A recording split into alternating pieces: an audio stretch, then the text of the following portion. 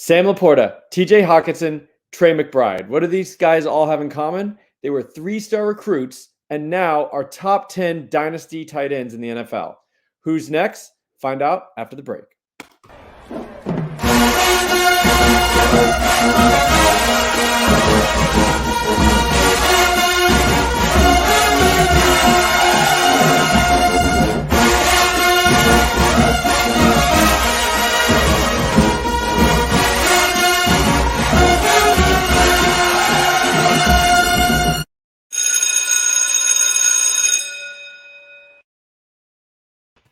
All right.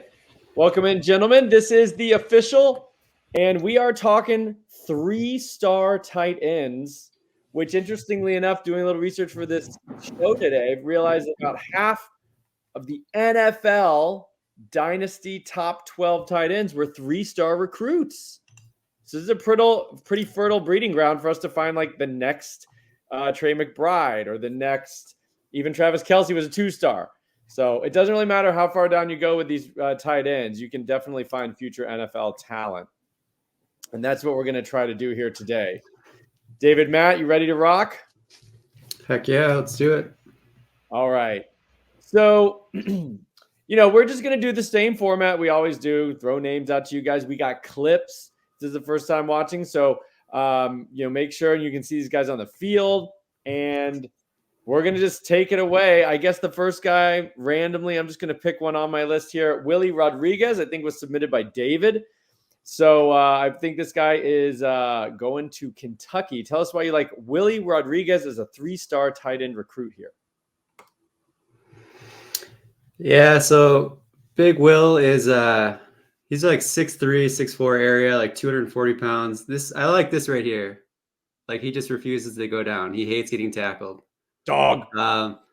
So for a 3-star guy, I actually think he's got NFL strength at the very least.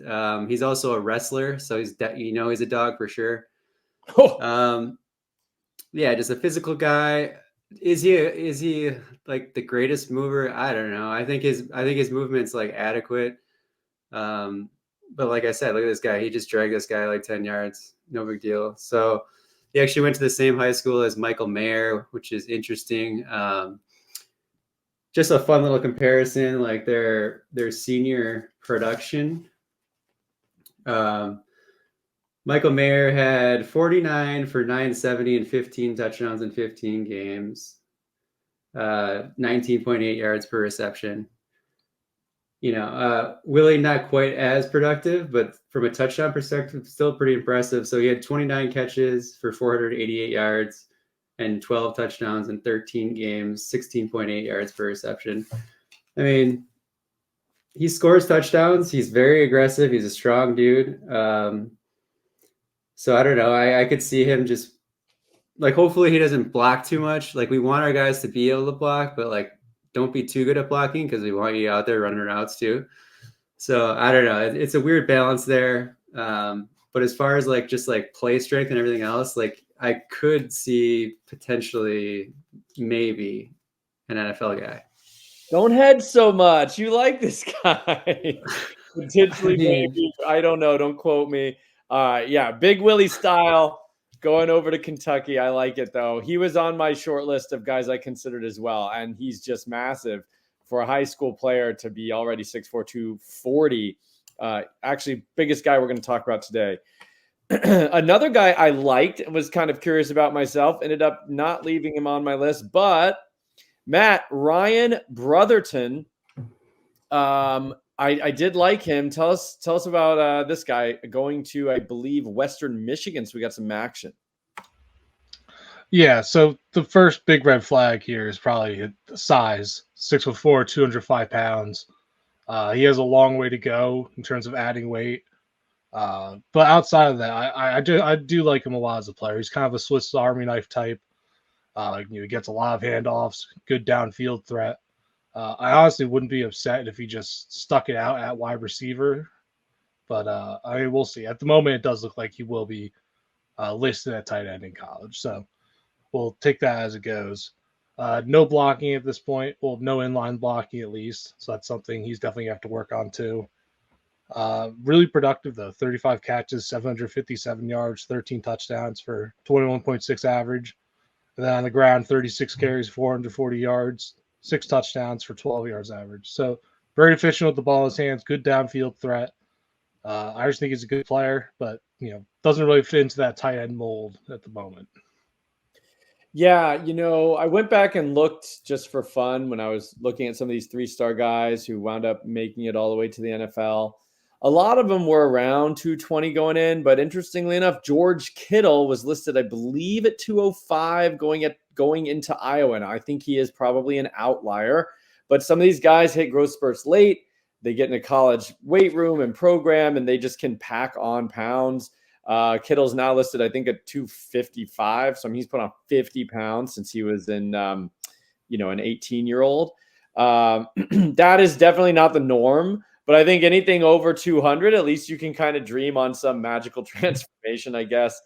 And honestly, I kind of like these guys. If they're going to be undersized, I do like them to go to a smaller school because that might be why they were not recruited as high. And then we can see that crazy weight gain and they can, level up after that. So interesting guy. I thought he was very athletic. I agree. And he was on my list. I think I just, the 200 was a little light for me to be too excited, but it can happen. All right, going to another guy. I'll just go into my, I think only one G5 guy makes my list, but he's similar. Jack of all trades type, Reed Jezelowski. Out of, I think he's out of Alabama or Mississippi, but he's Mississippi. Going to yeah, so he's from Mississippi, going to Southern Miss, and really did it all. That's a nice one-handed grab. You can see right there. He's listed at about 6'3", 215 on the Southern Miss site, so that's kind of their formal height weight. He's listed at a 4.5 40 on his huddle. I'm sure that's not a laser time 4.5 40, but pretty quick then. And had 916 yards rushing, 427 yards receiving, and 20 total touchdowns as a senior. He can squat 440 pounds, which is a pretty good number, which, I don't look at for a lot of recruits, but when you're talking about a guy who's going to need to get in a 3-point stance and block a defensive end every once in a while, I think the weight training numbers mean a little bit more to me for a guy that we're trying to project at a position like tight end. So, he checks some boxes. He's a strong guy. Even if the 4.5 isn't accurate, I mean, if he's around 4.6 at 215 and puts on some pounds, I mean, I think he's pretty interesting. He's super athletic and was used in a lot of ways as a weapon in high school. I think he could be a fun little player for Southern Miss and maybe develop into something more. So that is Reed Jezelowski. Moving on to David, we got a homer pick, everybody. Jack Larson headed to Notre Dame. Tell us why you like this guy. I like him. I'm kind of trusting the staff a little bit, but I do. So I think he's going to kind of eat against zone, like one of those types of guys. Like I think he has good feel.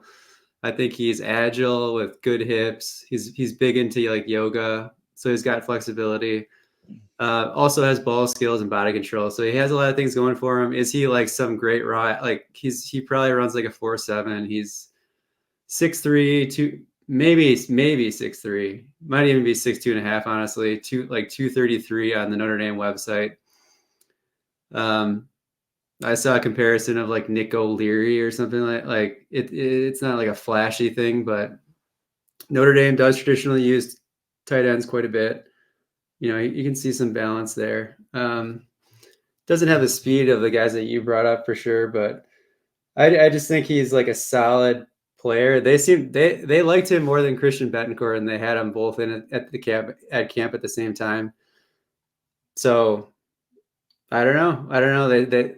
He's like kind of like the RKG right kind of guy type person. Interviews well. He's well spoken and smart and all this stuff. So like he has that going for him. But I think he'll pick up a playbook and all that. So I could see him being a contributor. Probably has to add some weight, but 2 or 3 years down the road, like he could be pretty productive.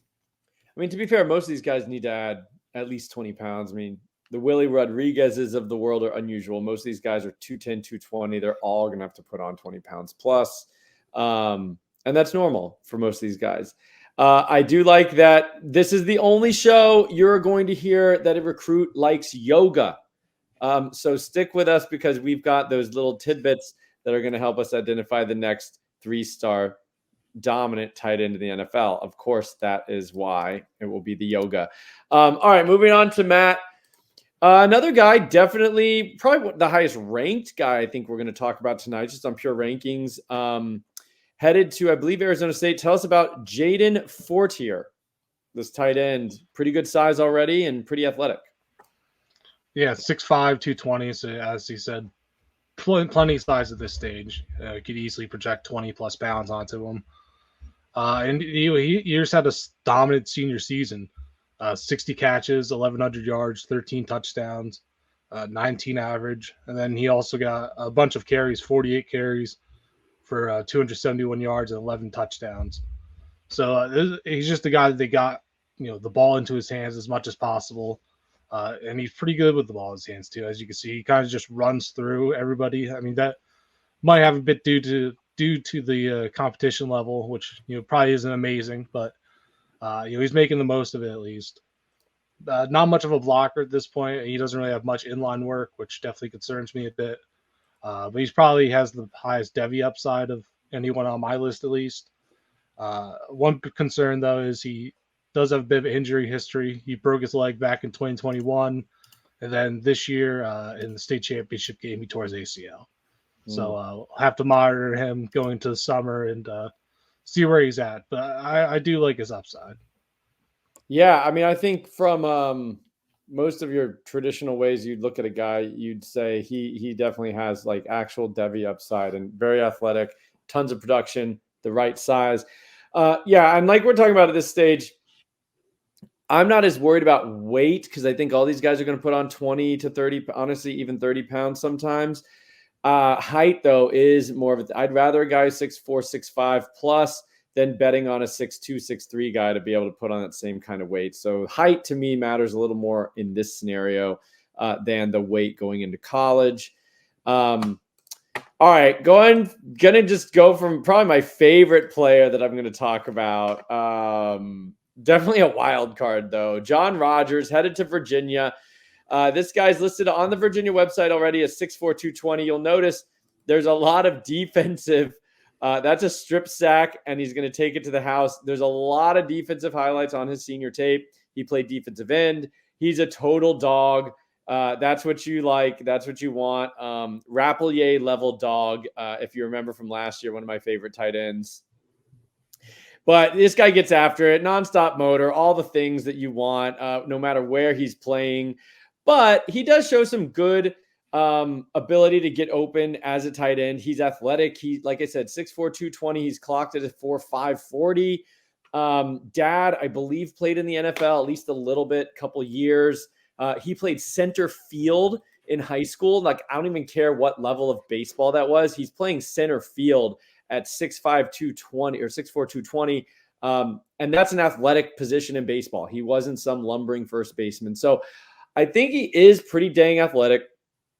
I mean, even looking at him, honestly, on his defensive clips, like he gets in a crouch and explodes off the ball. I do think he's got that explosion and, maybe has to obviously be in a 3-point stance from time to time. So I think he's just an interesting prospect. I don't really have any production numbers. Max Preps, I think, only had his defensive stats. We know he caught some passes because they exist on his highlight tape. But definitely a wild card, but a guy who's got the requisite size. He looks like he's explosive and just a very good football player with NFL bloodline. So kind of taking a swing at all those criteria coming together there. All right. Okay. Luke Harpering in my backyard or former backyard, now going to Georgia Tech, it looks like. David, tell us about this guy, Harpering.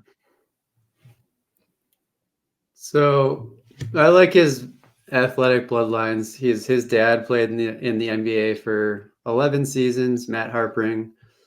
I think you'll probably see it on some of his defensive end highlights as well. I don't know exactly. This might just be offensive, but anyways, you can see the ball skills there. I think he's like really agile and pretty quick, which I like. I don't think he's like a freak by any means, but I think he moves well, and that's kind of like what I'm looking for in generally speaking. I think initially, like I was always like with tight ends, I was always super impressed with like dudes that just like dunked on kids like this. But like I think it's pretty expected for tight ends to be able to climb the ladder. I'm really looking more at movement and who can actually run routes and get open and stuff like that. We want like high volume receptions. But like his size isn't anything impressive, honestly. 6'3", 220 on the Georgia Tech roster. I don't know how much weight he'll put on. I don't know if he's a 3-star. So what do you want me to say? I don't know if he's going to be like he's a long shot to be an NFL guy, but last I checked, Georgia Tech, their depth chart was pretty weak at tight end. So I don't know. I think he could be like a multi-year starter. Their offense was a little more interesting last year. It seemed like they put up bigger numbers. So yeah, I don't know. Hopefully he's at the very least like a multi-year, pretty good college producer.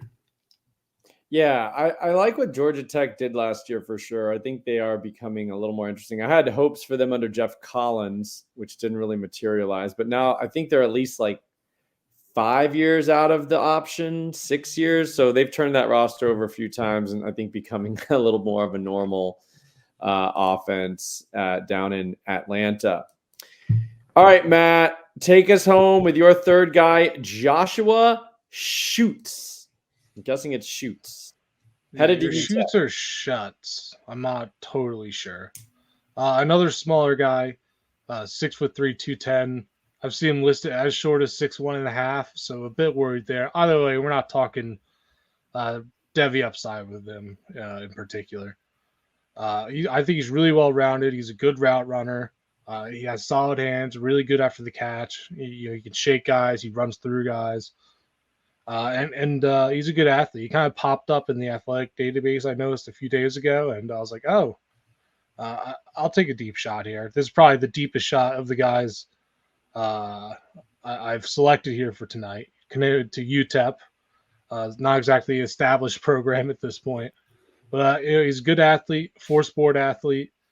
I think he has a really well-rounded game, good production, 60 catches, 885 yards, 9 touchdowns.